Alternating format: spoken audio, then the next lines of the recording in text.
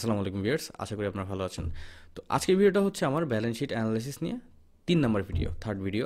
তো এর আগে আমি ২টা ভিডিও আপলোড করেছি। প্রথম ভিডিওটাতে আমি ব্যালেন্স শিটে কী কী কম্পোনেন্টস থাকে, কী কী এলিমেন্টস থাকে এটা সম্পর্কে আলোচনা করেছি। সেকেন্ড ভিডিওতে আমি ব্যালেন্স শিট অ্যানালাইসিস করার জন্য আপনার যে লিকুইডিটি রেশিও এবং সলভেন্সি রেশিও এগুলো দিয়ে কীভাবে ব্যালেন্স শিট অ্যানালাইসিস করা হয় এটা সম্পর্কে আমি দেখিয়েছি। তো আজকের ভিডিওতে আমি এফিসিয়েন্সি রেশিও এবং প্রফিটেবিলিটি রেশিও এই দুইটা রেশিওর মাধ্যমে কীভাবে ব্যালেন্স শিট অ্যানালাইসিস করে এই জিনিসটা দেখব। তো ভিডিওটা অবশ্যই শেষ পর্যন্ত দেখবেন। আর যারা আগের দুইটা ভিডিও দেখেন নাই অবশ্য আগে ওগুলো দেখবেন, তাহলে আপনারা জিনিসগুলো আরও ক্লিয়ার হবে। তো চল তাহলে আমরা ভিডিওটা শুরু করি। আজকে আমরা প্রথমে যে রেশিওটা নিয়ে আলোচনা করবো, রেশিওগুলো নিয়ে, এটা হচ্ছে এফিসিয়েন্সি রেশিও। তো এফিসিয়েন্সি রেশিওর মাধ্যমে বেসিক্যালি আপনি একটা প্রতিষ্ঠান কত ইফেক্টিভলি তাদের যে অ্যাসেটগুলো আছে অ্যাসেটগুলোকে ইউটিলাইজ করছে রেভিনিউ জেনারেট করার জন্য, এই বিষয়টা বুঝতে পারবেন আপনি এফিসিয়েন্সি রেশিওকে অ্যানালাইসিস করে। তো এফিসিয়েন্সি রেশিওর তিনটা রেশিও আছে। একটা হচ্ছে ইনভেন্টরি টার্নওভার রেশিও, একটা হচ্ছে অ্যাকাউন্ট রিসিভেবল টার্নওভার রেশিও, একটা হচ্ছে পেয়েবল টার্নওভার রেশিও। প্রথমে আমরা যেটা দেখব এটা হচ্ছে ইনভেন্টরি টার্নওভার রেশিও।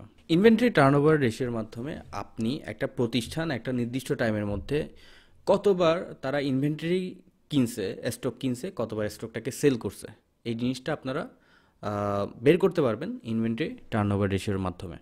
তো ইনভেন্টরি টার্নওভার রেশিওর ক্যালকুলেশন হচ্ছে আপনার কি dividing the cost of goods solds, আপনার যে কস্ট অফ গুডস সোল্ডটা থাকবে একটা প্রতিষ্ঠানের কস্ট অফ সেলস, ওইটাকে অ্যাভারেজ ইনভেন্টরি দিয়ে ডিভাইড করতে হবে। কস্ট অফ গুডস সোল্স বলতে আশা করি আপনারা জানেন কস্ট অফ গুডস সোল বলতে কী বোঝায়। তা আমি একটা এক্সাম্পল দিই। মনে করেন এই যে মাইক্রোফোনটা যে প্রতিষ্ঠানটা সেল করেছে, ওই প্রতিষ্ঠানটা মাইক্রোফোন কিনে তো সেল করেছে কোনো একটা ইলেকট্রনিক, মনে করেন এটা আমি সাপোজ বিডি শপ থেকে কিনেছি। তো এখন বিডি শপটা এই মাইক্রোফোনটা কিনতে তাদের খরচ পড়েছে, ডিরেক্ট কস্ট হয়েছে ৪,০০০ টাকা। তো আমি তার থেকে কিনেছি ৬,০০০ টাকা দিয়ে। তাহলে তার জন্য সে যখন এটা সেল করলো আমার কাছে, সে সেল করেছে ৬,০০০ টাকা। আর সেল থেকে আমাদের কি করতে হয়, কস্ট অফ গুডস সোল্ডটা বাদ দিতে হয়। তার কস্ট অফ গুডস সোল্ড হচ্ছে ৪,০০০ টাকা, এই ৪,০০০ টাকা তাকে বাদ দিতে হবে। তো ইনভেন্টরি টার্নওভার ক্যালকুলেশন করার সময় আমার এই কস্ট অফ গুডস সোল্ডটা নিতে হবে, যে আমার এই প্রোডাক্টটার পিছনে কত খরচ হয়েছে, ডিরেক্ট কস্ট কত হয়েছে। তাহলে এই এক্সাম্পলটাতে মনে করেন কস্ট অফ গুড সোল্ড হচ্ছে ১৩ লাখ টাকা। আর এটার বিগিনিং ইনভেন্টরি ছিল মনে করেন ২,৫০,০০০ টাকা। আচ্ছা, অ্যাভারেজ ইনভেন্টরি কীভাবে বের করে? অ্যাভারেজ ইনভেন্টরি বের করে হচ্ছে আপনার যে পিরিয়ডটার আপনি মানে ক্যালকুলেশনটা করবেন, ওই পিরিয়ডের একদম ওপেনিং ইনভেন্টরি যেটা থাকবে ওইটার সাথে ক্লোজিং ইনভেন্টরি, এই দুইটা যোগ করে ২ দিয়ে ভাগ করলে আপনার অ্যাভারেজ ইনভেন্টরিটা বের হয়ে যাবে। তো এটার ক্ষেত্রে ব্যালেন্স শিটে কিন্তু আপনার ওপেনিং ইনভেন্টরিটার ইনফরমেশন দেওয়া থাকে না। তো ধরে নিই এটা আপনি এই ব্যালেন্স শিটের আগের যে ব্যালেন্স শিটটা আছে ওইটাতে পেয়ে যাবেন, মানে ওইটার ক্লোজিং ইনভেন্টরি হচ্ছে আপনার এই ব্যালেন্স শিটের জন্য মানে ওপেনিং ইনভেন্টরি। তো মনে করেন এটার ওপেনিং ইনভেন্টরি ছিল ২,৫০,০০০ টাকা, আর এটার ক্লোজিং ইনভেন্টরি কত? ক্লোজিং ইনভেন্টরি হচ্ছে ২,০০,০০০ টাকা। তাহলে ৪,৫০,০০০ টাকাকে ২ দিয়ে ভাগ করলে আমরা অ্যাভারেজ ইনভেন্টরিটা পেয়ে যাব। তো কস্ট অফ গুডস সোল্ডকে যখন আমরা অ্যাভারেজ ইনভেন্টরি দিয়ে ভাগ করব, তখন যে রেজাল্টটা আসতেছে এটা হচ্ছে 5.78 টাইমস। তো এটার মানে বোঝাচ্ছে হচ্ছে আপনার একটা স্পেসিফিক পিরিয়ড অফ টাইমের মধ্যে এই প্রতিষ্ঠানটা তারা প্রায় ৫.৭৮ বার রোল ওভার করেছে, মানে এই তাদের যে ইনভেন্টরি আছে ইনভেন্টরিটা কিনেছে এবং এটাকে বিক্রি করেছে। তো এটা অফকোর্স অনেক ভালো একটা রেশিও। তো এটা যদি কম হয়, মনে করেন 1 টাইম 2 টাইম, তাহলে বলতে হবে যে পারফরমেন্স একটু খারাপ। তাদের স্লো মুভিংয়ের সংখ্যা বেশি, তারা দ্রুত সেল করতে পারছে না তাদের ইনভেন্টরিটা। আর যত বেশি হবে তত ভালো, স্বাভাবিকভাবে তারা বেশি রোলিং করতে পারছে, তাদের যে মানে টাকাটা আছে এটাকে বেশি রোলিং করতে পারছে, ইনভেন্টরিকে রোলিং করতে পারছে। তো ইনভেন্টরি টার্নওভার রেশিও যত বেশি হবে তত ওই প্রতিষ্ঠানটার জন্য ভালো, তত বেশি তারা এফিসিয়েন্টলি তাদের ইনভেন্টরিটাকে রিপ্লেস করছে, কিনছে, বিক্রি করছে। তো তাহলে গেল হচ্ছে ইনভেন্টরি টার্নওভার রেশিও। মানে আমি বুঝতে পারলাম যে এটার মাধ্যমে কত এফিসিয়েন্টলি তারা ইনভেন্টরিটাকে টার্নওভার করছে। তো এরপরে যে এফিসিয়েন্সি রেশিওটা আছে এটা হচ্ছে অ্যাকাউন্টস রিসিভেবল টার্নওভার রেশিও। তো তো এটাও সেম আপনার যে অ্যাকাউন্ট রিসিভেবলগুলো আছে, মনে করেন আপনি কারোর থেকে, আচ্ছা এখানে ক্ষেত্রে অ্যাকাউন্ট রিসিভেবল কত, 1,00,000 টাকা। রিসিভেবল টার্নওভার রেশিওর সূত্র হচ্ছে আপনার ক্রেডিট সেলসকে আপনার অ্যাভারেজ অ্যাকাউন্ট রিসিভেবল দিয়ে ভাগ করবেন, ভাগ করলে আপনার রিসিভেবল টার্নওভার রেশিওটা চলে আসবে, রেজাল্টে চলে আসবে। তো এখানে ক্ষেত্রে এক্সাম্পল দেখেন, এক্সাম্পলে মনে করি ক্রেডিট সেলস হচ্ছে 25 লাখ টাকা, আর এটার ওপেনিং রিসিভেবল ছিল সাপোজ 1,50,000, আর ক্লোজিং রিসিভেবল হচ্ছে 1,00,000 টাকা। তো আমরা অ্যাভারেজ রিসিভেবল কীভাবে বের করব? ওপেনিং প্লাস ক্লোজিংকে 2 দিয়ে ভাগ করলে অ্যাভারেজ রিসিভেবলটা বের হয়ে যাবে, আর 25 লাখ টাকাকে অ্যাভারেজ রিসিভেবল দিয়ে ভাগ করলে আমাদের রেজাল্ট আসতেছে 20 টাইমস। তার মানে হচ্ছে একটা স্পেসিফিক পিরিয়ড অফ টাইমের মধ্যে আপনি 20 বার আপনার যে অ্যাকাউন্ট রিসিভেবলস আছে তাদের থেকে 20 টাইমস আপনি রিসিভেবলের যে টাকা ওটা কালেকশন করেছেন। আচ্ছা, তো এটার ক্ষেত্রেও আপনার রিসিভেবল টার্নওভার রেশিওর ক্ষেত্রেও আপনার টার্নওভার রেশিও যত বেশি হবে তত কোম্পানির জন্য ভালো, তত বেশি আপনি এফিশিয়েন্টলি আপনার যারা রিসিভেবল আছে তাদের থেকে টাকা কালেকশন করতে পারছেন। আর যত কম হবে তত বেশি খারাপ কোম্পানির জন্য, তত বেশি মানে বুঝতে হবে যে আপনি রিসিভেবল থেকে টাকা কালেকশন করতে পারছেন না সময় মতো, তারা আপনাকে টাকা দিচ্ছে না, ঘুরাচ্ছে, অথবা আপনার ওই এফিসিয়েন্সিটা নাই, আপনিও ওদেরকে পুশ করতে পারছেন না, যার কারণে টাকাগুলো কালেক্ট করতে পারছেন না। তো অ্যাকাউন্ট রিসিভেবল টার্নওভার রেশিওর মাধ্যমে আপনি এই জিনিসগুলো বুঝতে পারবেন। এরপরে অ্যাকাউন্টস পেয়েবল টার্নওভার রেশিও। তো এটা হচ্ছে রিসিভেবল টার্নওভার রেশিওর মতো, মানে আপনি একটা নির্দিষ্ট পিরিয়ড অফ টাইমের মধ্যে কতবার আপনার যারা পেয়েবল আছে তাদেরকে পেমেন্ট করেছেন। তো এটার সূত্রটা হচ্ছে আপনার cost of goods sold divide by average accounts payable. আমরা রিসিভেবলের ক্ষেত্রে নিয়েছিলাম সেলস, আর পেয়েবলের ক্ষেত্রে নিব পারচেস, মানে কস্ট অফ গুডস সোলসটা। তো এক্ষেত্রে মনে করেন কস্ট অফ গুডস সোলস হচ্ছে 13 লাখ টাকা, আমরা আগের এক্সাম্পল দেখেছিলাম। আর account payable, average accounts payable নিতে হবে, মনে করেন ওপেনিং ছিল 2 লাখ, ক্লোজিং হচ্ছে 1,00,000, এটাকে 2 দিয়ে ভাগ করলে আমরা অ্যাভারেজটা পেয়ে যাব। তো আমরা যদি 13 লাখকে অ্যাভারেজ পেয়েবল দিয়ে ভাগ করি, আমাদের রেজাল্ট আসতেছে 10 টাইমস। তার মানে হচ্ছে আপনি একটা পিরিয়ডের মধ্যে, এটা 1 বছর হতে পারে, আপনি যতদিনের ক্যালকুলেশন করেন, 1 বছরের মধ্যে আপনি 10 বার আপনার যে অ্যাকাউন্টস পেয়েবল আছে তাকে পেমেন্ট করেছেন। তো এটাও সেম, এটা যদি বেশি হয় বা কম হয়, কম হলে দেখা মানে বুঝতে হবে যে আপনি আসলে গড়িমসি করছেন, মানে টাইম মতো দিচ্ছেন না। আর বেশি হলে বুঝতে হবে যে আপনি বেশি তাড়াতাড়ি দিয়ে দিচ্ছেন, মানে এটা একটা ব্যালেন্স থাকতে হবে। আপনার খুব বেশি তাড়াতাড়িও দিতে পারবেন না, অনেক বেশি দেরি করেও দিতে পারবেন না, তখন আপনার রেপুটেশনের একটা ব্যাপার আছে, আপনাকে হয়তো পরবর্তীতে ক্রেডিট দিতে নাও পারে। তো এটা ব্যালেন্স রাখতে হবে। তো আই হোপ আপনারা বুঝতে পারছেন। এরপরে আছে হচ্ছে আপনার এফিসিয়েন্সি রেশিওর মধ্যে অ্যাসেট টার্নওভার রেশিও। তো এই রেশিওটার মাধ্যমে আপনি বুঝতে পারবেন একটা কোম্পানি তার যে টোটাল অ্যাসেট আছে, টোটাল অ্যাসেটে ইনভেস্ট করে সে আসলে প্রতি অ্যাসেটের জন্য, প্রতি টাকা অ্যাসেটের জন্য কী পরিমাণ রেভিনিউ করতেছে আর কি। তো এটার সূত্র হচ্ছে টোটাল রেভিনিউকে টোটাল অ্যাসেট দিয়ে ভাগ দিতে হবে। তো আমরা জানি টোটাল রেভিনিউ ছিল কত, 25 লাখ টাকা, আর টোটাল অ্যাসেট ছিল 10 লাখ টাকা। তাহলে 25 লাখ টাকাকে 10 লাখ টাকা দিয়ে ভাগ করলে আমাদের রেজাল্ট আসতেছে 2.5। তো এটার মানে বোঝাচ্ছে আমার এই মানে কোম্পানিতে আমার টোটাল অ্যাসেট 10 লাখ টাকা, এই 10 লাখ টাকাটা ইনভেস্ট করে আমি প্রতি মানে 1 টাকা এগেনস্টে আমি 2.5 টাকা রেভিনিউ জেনারেট করতেছি।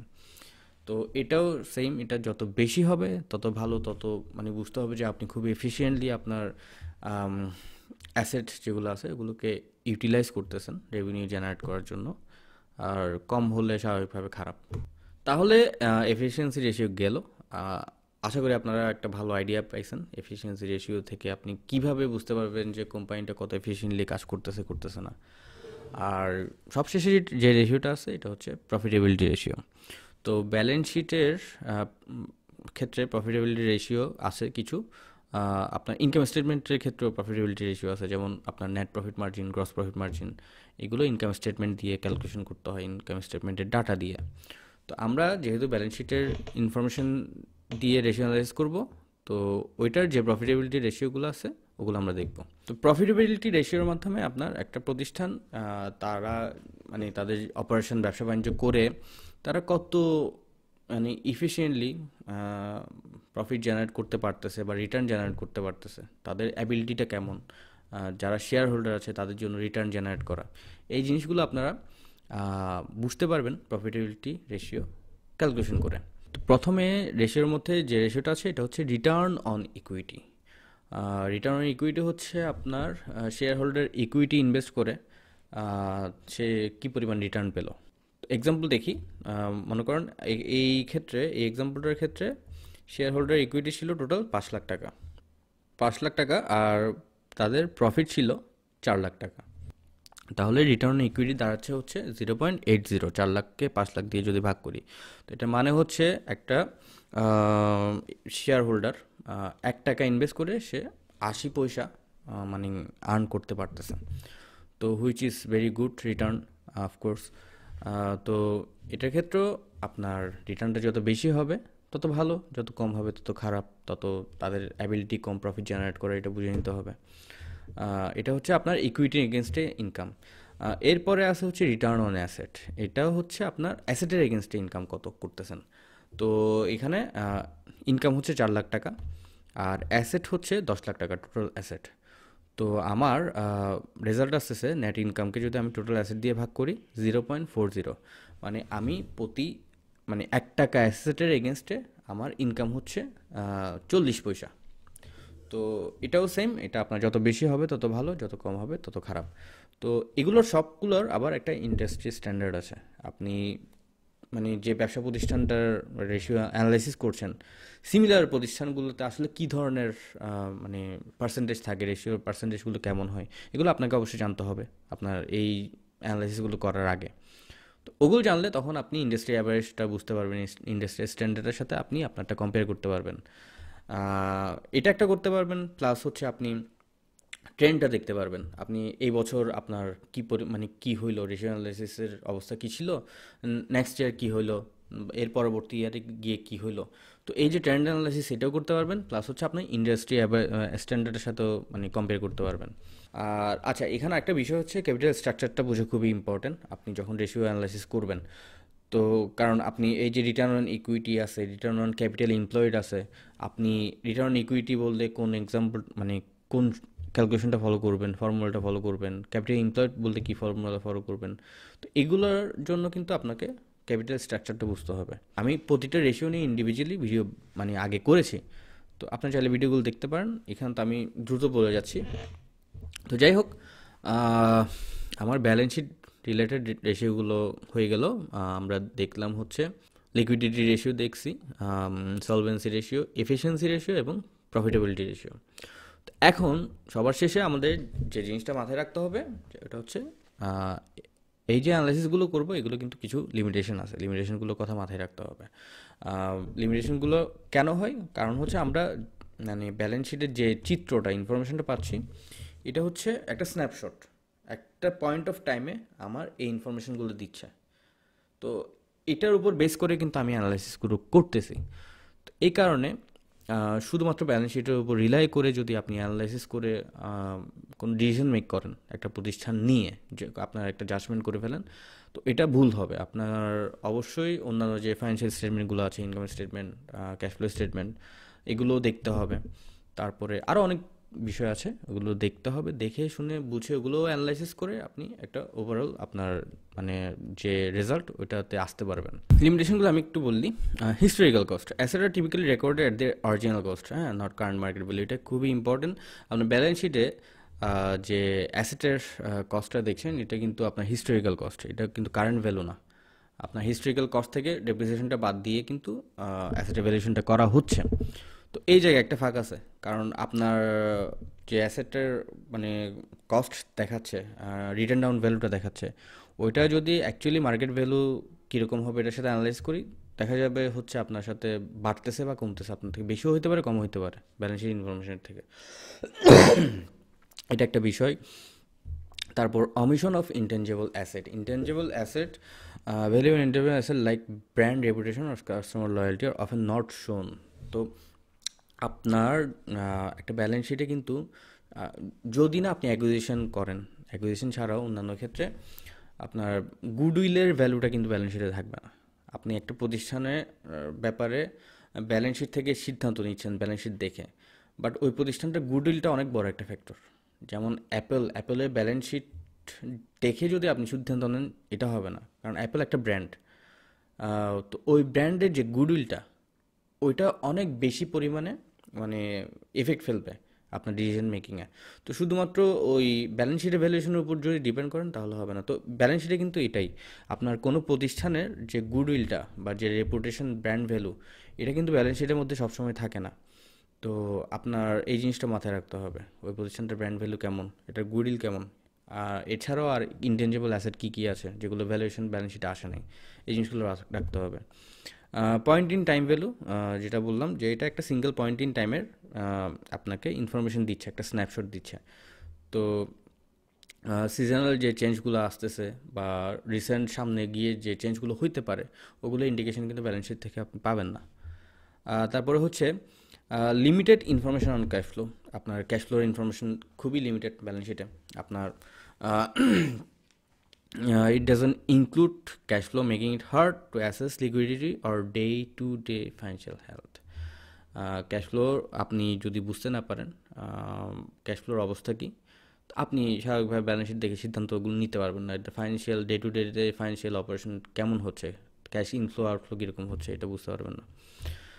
এস্টিমেট অ্যান্ড জাজমেন্ট, এটা একটা বিষয় হচ্ছে আপনার many items like depreciation or allowance for doubtful accounts involve estimate that may not be completely accurate. আমরা যে নন কারেন্ট অ্যাসেটের ক্ষেত্রে ডেপ্রিসিয়েশন চার্জ করি, তারপরে মনে করেন অনেক ক্ষেত্রে ডাউটফুল ডেপ্ট, ব্যাড ডেপ্ট রাইট অফ করতেছি, তো এগুলো কিন্তু এস্টিমেটের উপর ডিপেন্ড করে করতেছে, এস্টিমেটের উপর বেস করে। তো এগুলো কিন্তু অ্যাকুরেট সবসময় হবে এরকম কোনো কথা নাই, এগুলো ইনঅ্যাকুরেট হতে পারে।